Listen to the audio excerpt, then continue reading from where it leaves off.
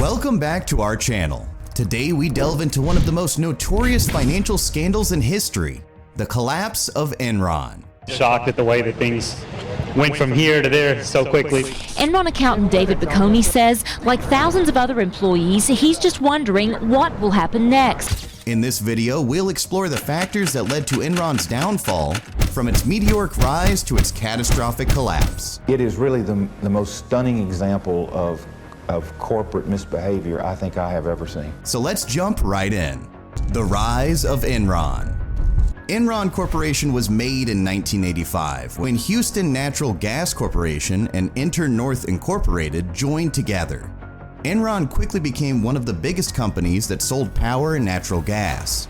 But because of a new rule passed by the US Congress, the business took on a lot of debt during the merger.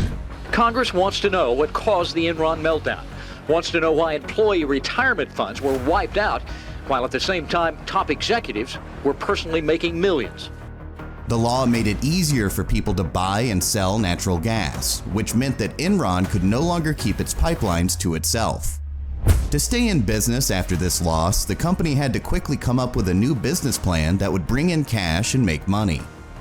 Jeffrey Skilling, who had been an expert before, was put in charge of running Enron. Soon after he became an executive, the business started making huge profits and getting a large share of the market. A few years later, Jeffrey Skilling was found guilty of insider trading as well as 18 counts of conspiracy and fraud.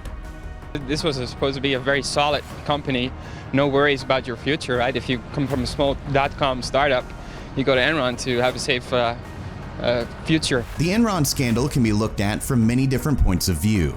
First, from an accounting point of view, Enron's accounts were manipulated in a way that hid enormous amounts of debt from the company's balance sheet. Additionally, the company announced significant financial losses, and in a short time, owners' equity dropped by more than $1 billion. Share prices dropped from $90 to less than $1 almost immediately after the company finally announced bankruptcy.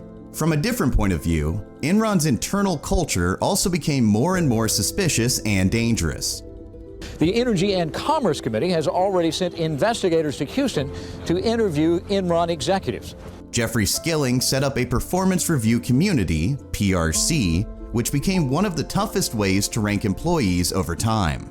There were very sophisticated people taking advantage of employees' money in their savings plan. At first, the review was based on the company's core values, which were respect, ethics, communication, and excellence. However, over time, workers came to believe that the PRC was based on how much profit they could bring to the business on their own. Employees who got bad scores were fired within a few months, while those who got good scores were given promotions. Under Skilling's leadership, about 15% of the staff changed every year. Some people think that the accounting scam at Enron started when Skilling put in place the market-to-market scheme, MTM. The old way of accounting, called historical cost accounting, was replaced by this new method. MTM is based on fair value rather than real costs. Estimating an account's fair value is harder than figuring out how much it really costs. Let's look more closely at how this system works and how Enron took advantage of it. In the beginning, the company would create an asset, like a power plant, and claim a profit on its books right away, even if the asset hadn't made any money yet. Instead of using real income, the company used what they thought they would make. If the real income was less than what was expected, the company would move the asset to a different off-the-books company and not report the loss. This financial system let the company write off projects that weren't making money without changing its net income. Now, let's look at how buyers and creditors didn't know about the huge amount of debt. Enron made use of Special Purpose Entity, SPE, which is a junior company formed by a parent company to reduce risks. Since the SPE is a different legal body from the parent company, it stays financially stable even if the parent company goes bankrupt. Since the SPE has its own balance sheet, it can also be used to manage risky projects without having too much of an effect on the finances of the parent company. SPEs were used by Enron to hide debt and mess with their accounts. When Enron needed money, it set up an SPE, which could get a bank loan. After that, the money from the loan would be sent to Enron. This is how Enron was able to hide debt from its balance sheet, since it was not the parent company that took on debt. The issues first surfaced in 2001, when analysts began investigating Enron's financial accounts. In the third quarter of 2001, Enron said that it had lost $638 million and that owners' wealth had gone down by $1.2 billion. We can tell from Enron's financial records that they were trying to hide more than $1 billion of debt. After the news came out, the Securities and Exchange Commission, SEC, started looking into everything Enron did with the SPEs. As accounting problems started to come to light, people from Enron's accounting company started getting rid of financial records. When the scam came to light and Enron went bankrupt, shareholders lost $74 billion and thousands of workers lost their jobs and pensions. The FBI also started to look into the case.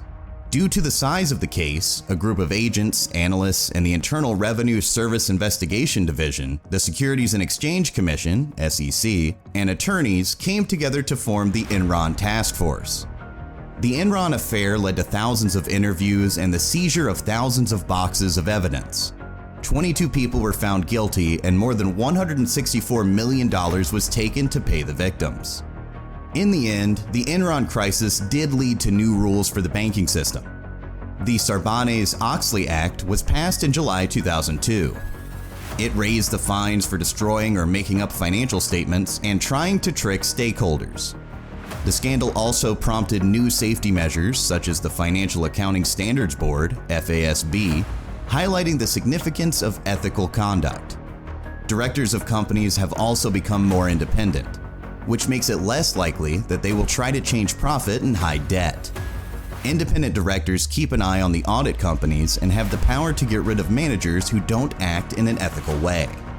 In order to prevent future financial and accounting crises in major companies, it is vital to maintain these new measures.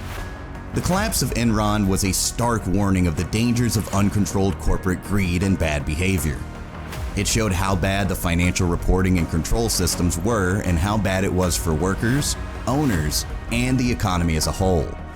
Today, we need to stay aware and learn from the Enron scandal to make sure that the business world is more open and responsible. That concludes our video on why Enron collapsed. We hope you found this information insightful and informative. As always, thank you for watching and be sure to subscribe to our channel for more thought-provoking content. Until next time.